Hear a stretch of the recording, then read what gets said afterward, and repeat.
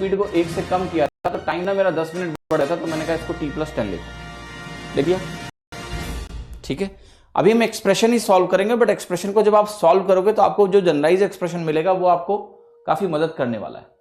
Both equal क्यों? Distance बराबर है यार सवाल में, ऐसी बातें मत करो, डिस्टेंस बराबर है सवाल में। अब आप क्या करोगे, आप ना इसको मल्टीप्लाई करो थोड़ा सा, तो आपको ये मिलेगा मुझे s into T minus 20 into S मिला, प्लस 3 इंटू आपको t मिला, माइनस 3 इंटू 20 मिला। यहां पर आपको क्या मिला, यहां पर आपको s इंटू टी मिला, प्लस s इंटू 10 मिला, माइनस आपको क्या मिला, t इंटू 1 मिला, बहुत ध्यान से देखना आपको, t इंटू 1 मिला, और प्लस आपको क्या मिला, माइनस 1 इंटू 10 मिला। माइनस 1 इंटू 10 को माइनस 1 इंटू 10 लिखना जरूरी है। फिर आपका ये s इंटू टी और s इंटू टी क्या हो गया, कैंसिल हो गया। हुआ कि नहीं हुआ? यस, कैंसिल हो गया।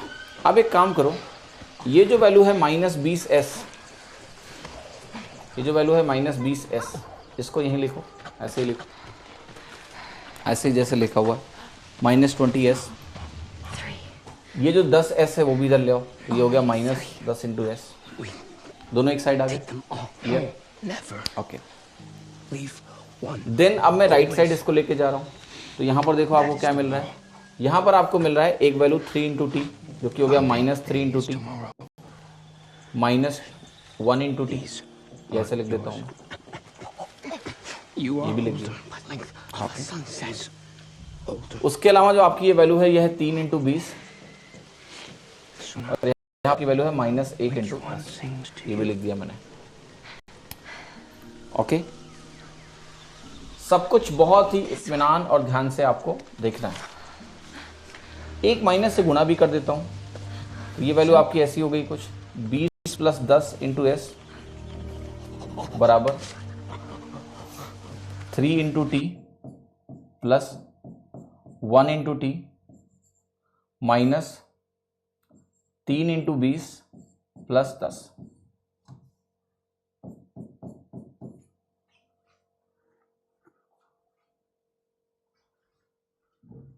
हाँ, एक्स इक्वेशन भी यही थी। अच्छा, अब मेरा आपसे यहां प्रश्न है, और वो प्रश्न आपसे ये है कि क्या इस एक्सप्रेशन से आपकी कोई वैल्यू निकल सकती है? नहीं निकलेगी, क्योंकि इस एक्सप्रेशन में 2 वेरिएबल है। 2 वेरिएबल से क्या निकलता है? कुछ नहीं। तो मैं आपको क्या समझाने की कोशिश कर रहा हूं कि अभी हमने किया क्या है, अभी हमने इन दोनों इक्वेशंस को जब यूज किया, तो इन दोनों इक्वेशंस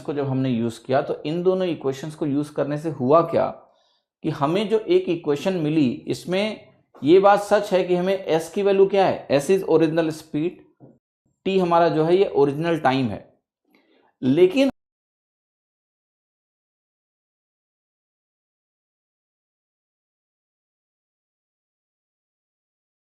दिख रहा है राइट, और जो एक का डिक्रीज है वो मुझे यहां दिख रहा है, बट ये प्लस हो चुका है। एक चीज, यहां जो 20 और 10 था टाइम में चेंज, मुझे यहां दिख रहा है। मुझे ये देखो, जो स्पीड में 3 का चेंज था, बढ़ा था, जब टाइम -20 था तो उसका प्रोडक्ट मुझे यहां दिख रहा है, और ये जो एक का डिक्रीज हुआ था तो टाइम में 10 का इंक्रीज हुआ था, वो यहां दिख रहा है। पर क्या इससे आपका कुछ भी सॉल्व होने वाला है? नहीं निकलेगा। ठीक है, अब आपको करना क्या पड़ेगा कि आपको ये जो इक्वेशन है थोड़ा सा इसका इस्तेमाल करना पड़ेगा, राइट। कि अगर हम यहां से इसको सॉल्व करने की कोशिश करें, क्योंकि यहां मुझे पता है मैं कहां फंस गया। यहां मैं फंस गया क्योंकि s और t दोनों मेरे लिए वेरिएबल हैं, और दोनों मुझे मालूम नहीं है कि ओरिजिनल टाइम कितना था। तो अगर मुझे दोनों चीजें मालूम नहीं तो मैं सवाल कैसे लगाऊंगा? I can not solve it. Can you? No, you can't do that.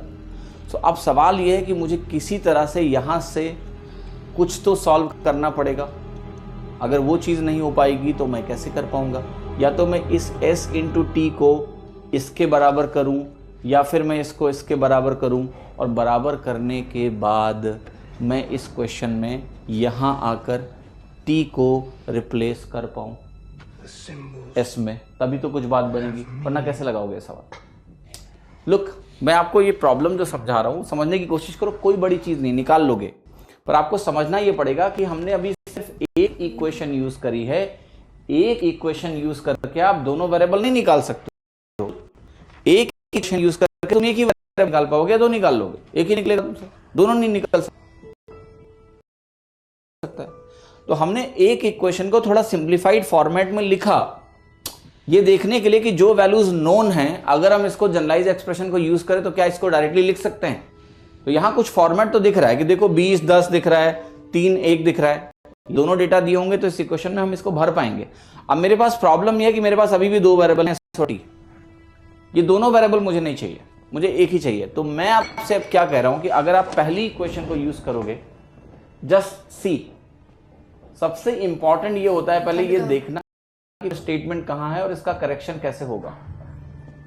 क्या मैं आपसे एक सवाल पूछूं कि ये इक्वेशन मेरी ये प्रॉब्लम सॉल्व कर पाएगा? यस, क्योंकि यहां पर जब आप s इंटू टी लिखोगे, और मैं यहां क्या लिखने जा रहा हूं, मैं लिखने जा रहा हूं मान लिया यहां s plus 3 into T minus 20।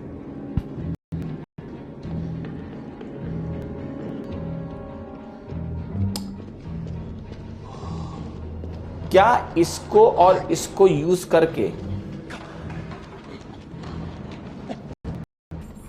एक वेरिएबल को एलिमिनेट किया जा सकता है? बताओ ना प्लीज। क्या इन इक्वेशन को इसमें से एक वेरिएबल एलिमिनेट कर सकता हूं t? क्योंकि वहां भी दो वेरिएबल है, यहां भी दो वेरिएबल है। अगर मैं वहां से एक वेरिएबल को एलिमिनेट कर दूं इस इक्वेशन में से t, तो क्या मेरा s निकल जाएगा? Tell me, will be able to find s और नॉट? मेरा कंसर्न अभी ये नहीं है कि फॉर्मूला क्या है, मेरा कंसर्न ये है निकलेगा कि नहीं होगा। हाँ या ना जवाब दो।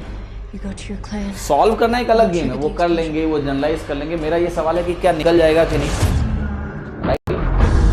ओके। अब जब मुझे वो s निकल जाएगा, और मान लिया वो s किसी ऐसे फॉर्मेट में है जिसमें कितनी वैल्यूज है मैं बताता हूँ। जैसे मान लिया मैंने s निकाला और मुझे अब दिखा कुछ